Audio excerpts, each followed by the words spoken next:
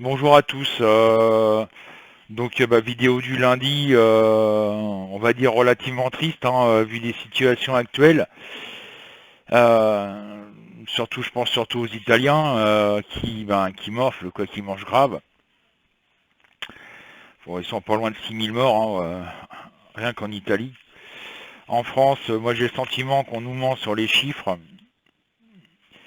Parce qu'on nous annonce que 400, à peine 500 morts. Ça me paraît bizarre. Par contre, je suis en colère après certaines personnes.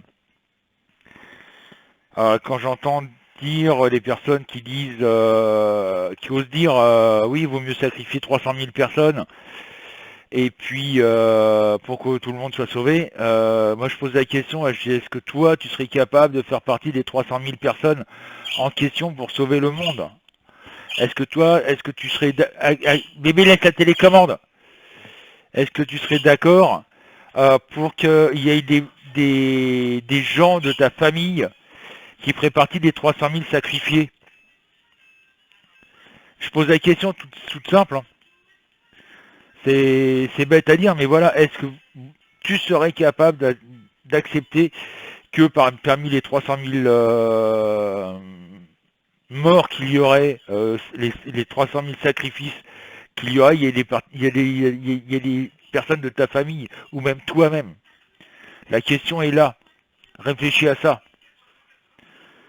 Voilà. Il y a aussi des personnes qui, je vois par exemple sur la vidéo le direct de Virginie hier, où il y a une personne qui dit moi je m'en fous des autres, c'est ma liberté d'abord. Si j'ai envie d'aller me promener, bah, je vais me promener et je m'en fous. C'est ma liberté. C'est très individualiste par rapport à la situation qu'il y a à l'heure actuelle. Aujourd'hui, malheureusement, la situation est assez dramatique. Est-ce qu'on doit accepter de sacrifier sa liberté pour le bien de tout le monde? Moi, je pense que oui. Parce que imaginons que tout le monde pense la même chose, c'est-à-dire tout le monde dit moi je suis désolé mais les autres j'en ai rien à foutre, c'est ma liberté d'abord, hein, au risque de contaminer des personnes et de les faire mourir. Faut réfléchir à ça. Avant de dire des trucs comme ça, c'est abominable de penser qu'à soi-même. On est 65 millions en France. Bon, maintenant un peu moins, puisqu'il y a tous les Algériens qui sont partis, qui sont retournés au pays. Le problème, et c'est ça qui m'inquiète quelque part, c'est qu'ils sont retournés au pays en espérant. Il y en a, à mon avis, qui doivent être contaminés, mais sans. Ils vont apporter la maladie en Algérie, au Maroc, etc., etc. Là, moi je plains l'Afrique, continent africain, parce que là, le virus va se propager vitesse grand V, étant donné qu'ils ont plus largement moins de soins qu'en France ou même un peu partout dans le monde. Le virus il va faire des dégâts, hein. Il va faire des millions de morts là-bas en Afrique. Le continent africain va être touché et ça risque de faire des millions et des millions de morts en Afrique, hein. Ça c'est sûr. Vu que là-bas il n'y a pas de soins, il y a beaucoup plus de personnes fragilisées. Et voilà quoi. Donc pensez à tout ça les amis avant de dire oui mais maintenant tu vas pas toucher à ma liberté. Ben, je suis désolé. La liberté de chacun doit s'arrêter pour le bien de tous. Voilà. Nous, ça fait depuis qu'ils nous ont dit confinement, et ben on reste à la maison. Je vais faire les courses vite fait quand on a besoin de quelque chose, mais c'est tout, ça s'arrête là. Bernard, je peux vous dire qu'il en a un peu ras-le-bol d'être enfermé dans la maison. Mais voilà, pourtant il a que 3 ans et demi, il a compris, on lui a fait comprendre que bah il y avait un bobo qui traînait et qui était méchant, qui faisait beaucoup de bobos aux gens, avec des mots bien entendu tout simples pour lui pour qu'il comprenne. Et il a très bien compris le principe que bah, pour se protéger et pour protéger les autres, eh ben faut rester à la maison. Lui ça l'embête, il va pas à l'école, hein. Il a 3 ans et demi, il adore l'école. Mais il a très bien compris que bah, la maîtresse préfère qu'il soit à la maison et puis qu'ils vivent, quoi. Et la maîtresse envoie des petits travaux à Bernard à faire à l'école, enfin à faire à la maison pour l'école.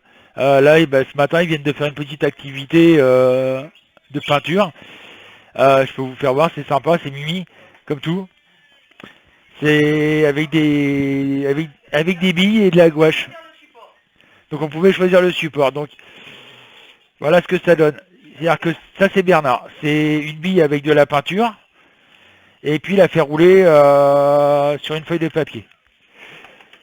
Et ça c'est maman. Voilà. Elle est obligée de faire pareil. Hein. Donc voilà. C'est les activités qu'ils font à la maison. Et puis bah, la maîtresse, maman prend des photos et elle les envoie à la maîtresse. Vous voyez la maîtresse de Bernard, même si elle est en confinement, même si elle pourrait dire bah attends maintenant j'en ai un à foutre, les mômes, démerdez-vous, elle les fait travailler via internet. Donc voilà un peu le truc. Vous voyez, si un bébé de 3 ans et demi comprend le principe, je pense que les adultes doivent le comprendre aussi. Voilà, mais ça c'est pas gagné quoi. Bon, je sais que le sujet de conversation ça va être le coronavirus, donc moi je vais penser à ça en France. En premier lieu, bon, je bois un petit gorgeon de café en même temps.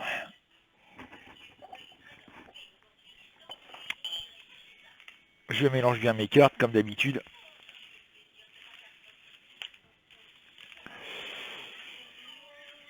Ma feuille qui m'embête.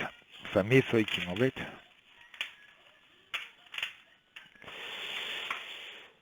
Alors, on commence. Ludovic, Sylvie, Patrick, Pascal, le 11.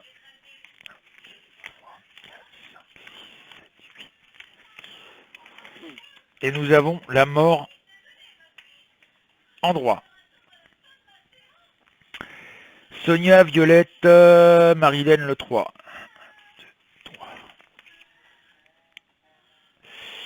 La tour en droit.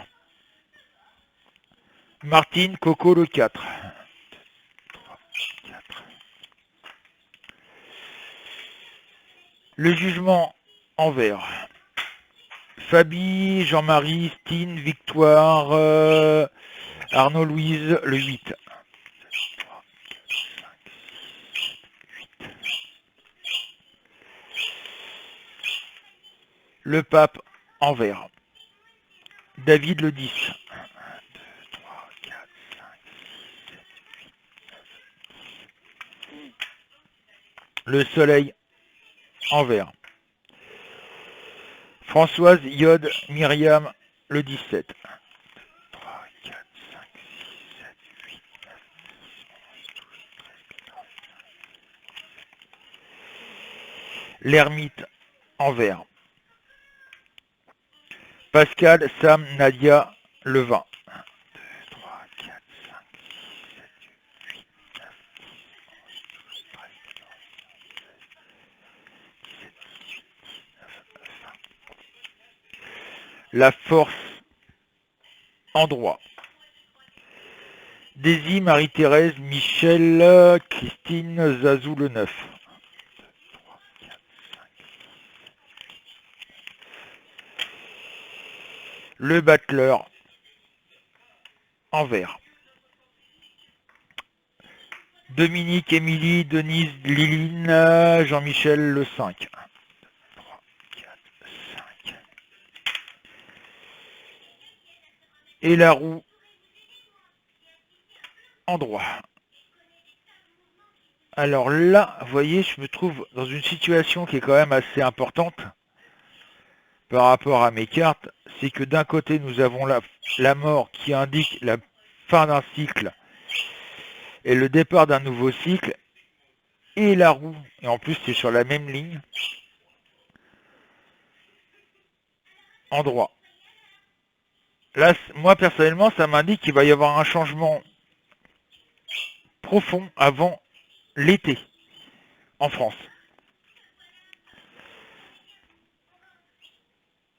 Bon, malheureusement, on est dans une situation où le travail va se casser la figure de vitesse grand V.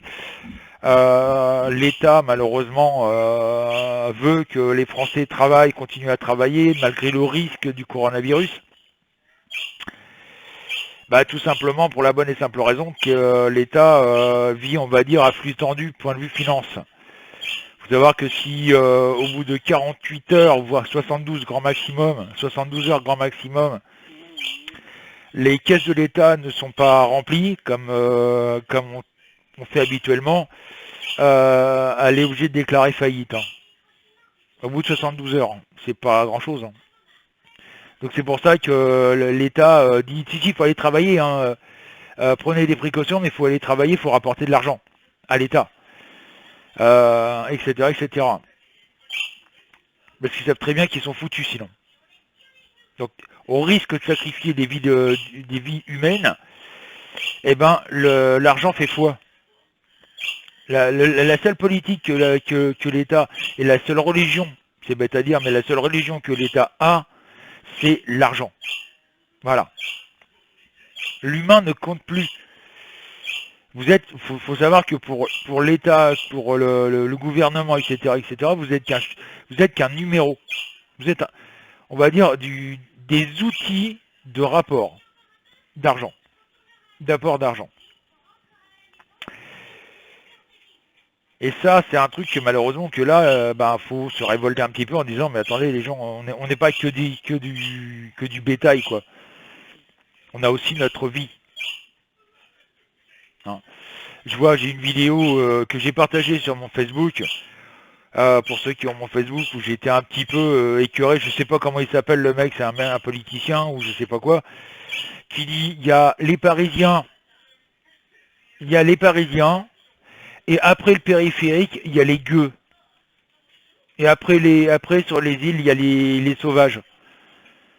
C'est-à-dire que pour lui, les seuls qui comptent en France, c'est les Parisiens et la région parisienne.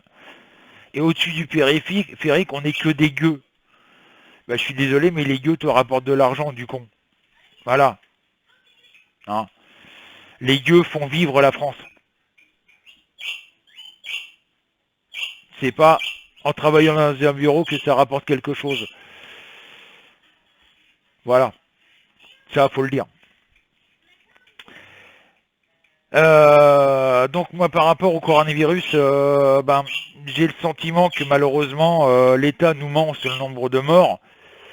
Et ça, j'en suis sûr et certain. Je suis même pratiquement sûr qu'on ne doit pas être à pratiquement plus de 1000 morts en France. Mais voilà, je sais, il y en a qui vont dire ouais, il n'y a pas besoin d'être médium pour dire ça, t'es qu'un charlatan, va te faire enculer, connard. Ça va être sûr que je vais y avoir le droit. Mais pour moi, l'État ment et il y a largement plus de morts que ça. Quand vous voyez qu'en Italie, ils en sont à 6000 morts, pratiquement 6000 morts, si ce n'est plus. Là, pour l'instant, c'est que le début en France. Hein. Faut savoir qu'il y a des personnes politiques qui sont pas dans le, qui font pas partie du gouvernement, qui disent carrément qu'il va y avoir entre 50 000 et 300 000 morts en France, rien qu'en France. Donc voilà, c'est l'hécatombe. Hein. En France, il va y avoir une sacrée hécatombe. Moi, j'estime qu'il va y avoir largement plus que 300 000 morts. Ça, c'est sûr et certain.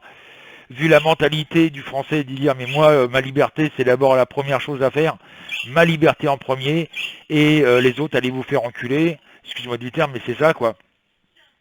En attendant, si vous êtes contaminant et que vous pouvez, vous allez voir des gens et puis que vous les contaminez, si c'est des personnes fragiles, eh ben, ils risquent de mourir à cause de vous.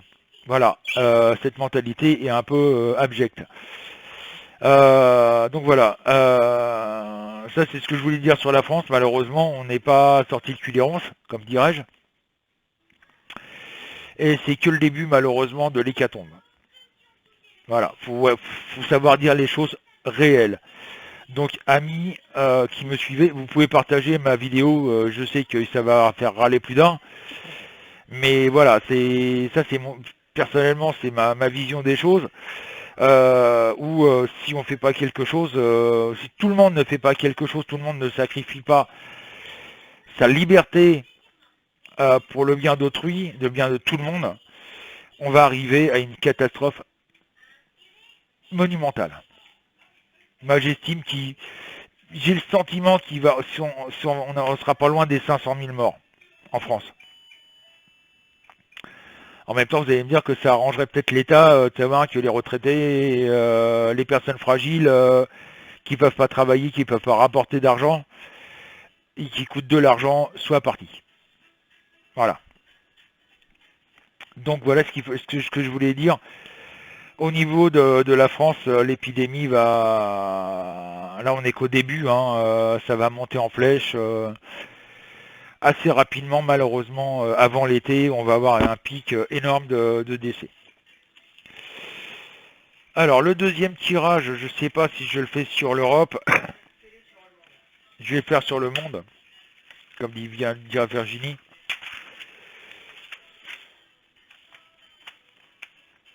Et là, à mon avis, je pense qu'on va avoir de drôles de surprises par rapport à mes cartes, par rapport à mes ressentis. Je les ai déjà, hein.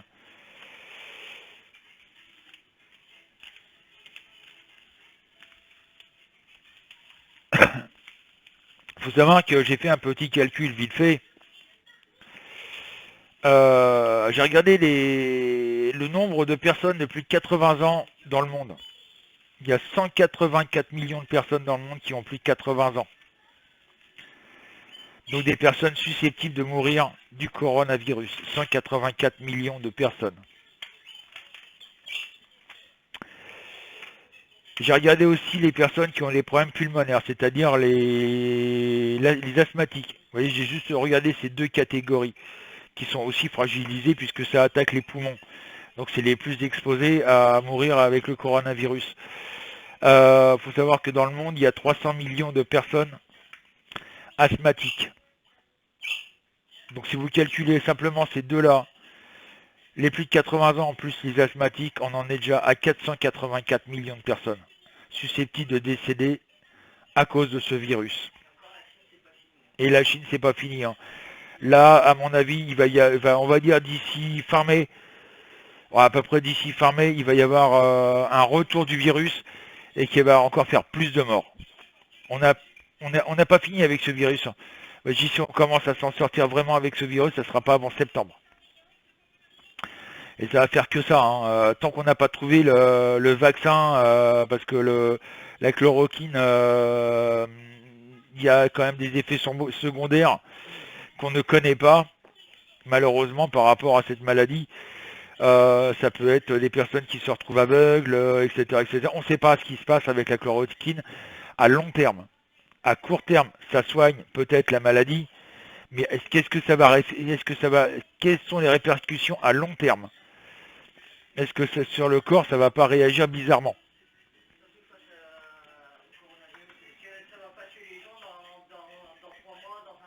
Voilà, le problème il est là.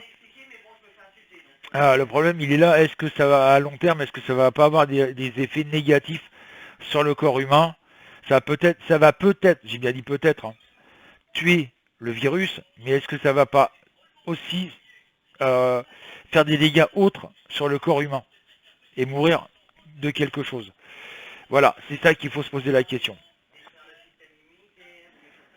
Voilà. Par exemple, détruire le système immunitaire. Tout à fait, mon cœur.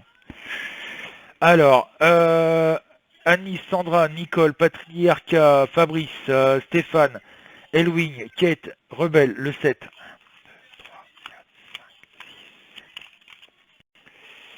Le pendu, en roi. Evelyne, Billy Bob, le 22.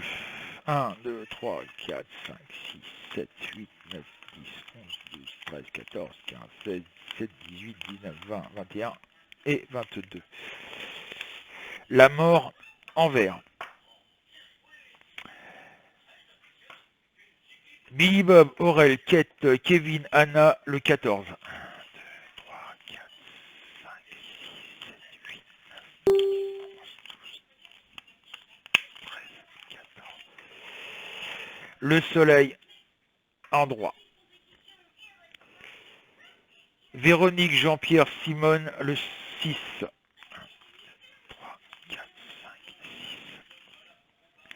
Les étoiles en droit. Josiane, Viviane, le 13.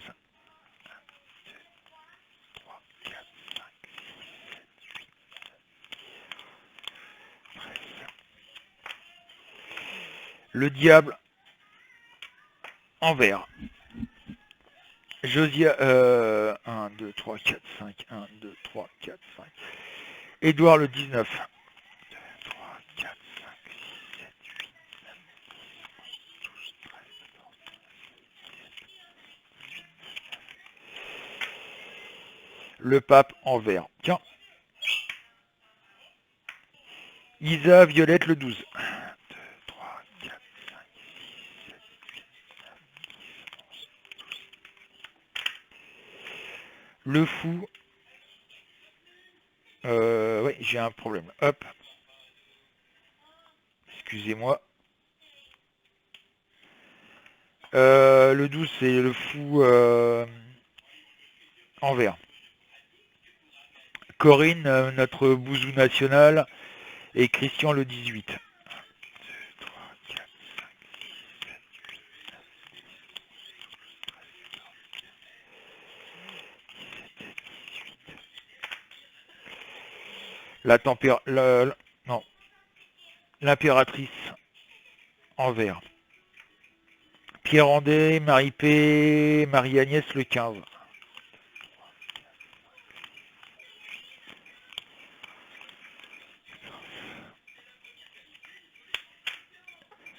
La force en droit.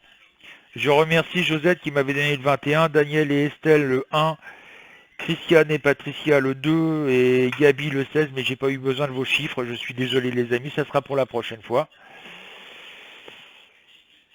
Alors par rapport au monde, par rapport à ce qui se passe dans le monde, hein, au total, il y a... Si Virginie m'a donné les chiffres ce matin, je les ai pas notés, je suis désolé.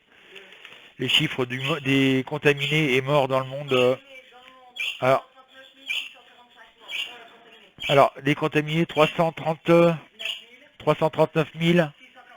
645. Alors, nombre de morts dans le monde, 14 717. Et là, on n'est qu'au début de l'épidémie. Alors ça, c'est des chiffres qui sont sur le Institut universitaire John Hopkins. Je vais y arriver. Hein. Voilà. Ça, c'est les chiffres officiels de ce site-là. John Hopkins, c'est quelqu'un d'assez important. Il y a beaucoup de personnes qui vont le connaître. Nini vous mettra le lien, si vous voulez, sur la parution dès que la vidéo est mise en ligne. Virginie vous mettra le lien.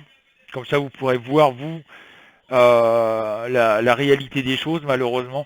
Bon, il y a une réussite hein, au niveau de ce virus dans le monde. Ce qui serait bien, ça serait que tous les laboratoires pharmaceutiques du monde s'associent tous ensemble pour pouvoir trouver le virus, enfin l'antivirus, le bon antivirus. Malheureusement, ça va demander du temps. Et malheureusement, ce temps, c'est vrai que le monde ne l'a pas.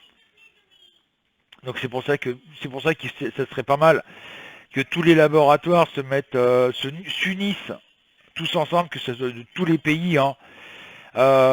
Ils disent bah voilà, nous on a travaillé sur ça, voilà ce que ça donne. Nous on a travaillé sur ça, voilà ce que ça donne, etc., etc. Et au bout d'un certain temps, il y a bien un institut qui va trouver, par rapport aux informations des autres instituts, il y en a un institut qui va dire ça y est, on l'a. Voilà ce qu'il faut faire. Ça serait génial, quoi. Seul problème, c'est que les laboratoires pharmaceutiques, la première chose qu'ils pensent, c'est trouver premier le virus sans en avertir les autres pour pouvoir toucher le maximum de pognon en revendant l'antivirus. Là, on est dans une situation où c'est le monde entier qui est touché. Il y en a même jusqu'en Alaska, des personnes qui sont infectées, si je me rappelle bien. Là, c'est le monde entier qui est touché. Il n'y a pas un seul pays qui n'est pas touché. Hein.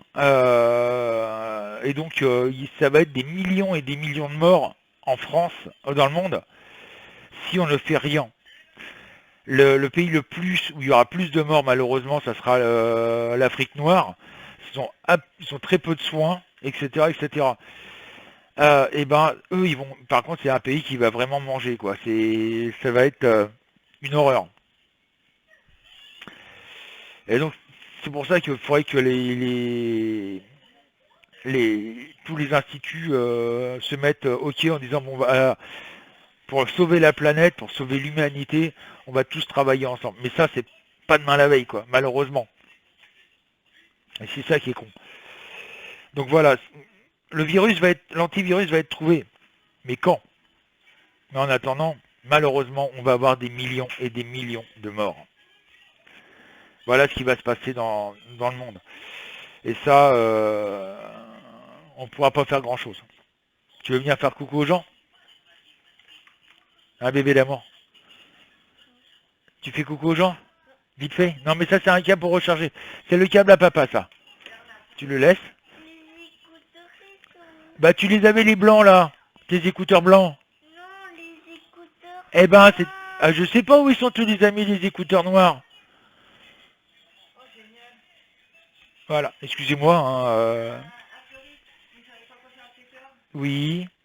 Comme les marchés, tout ça sont fermés, il a été déposé tout ça sur les pompes. Ah, bien. Alors, Virginie vient de me dire un fleuriste, je sais pas de quelle ville.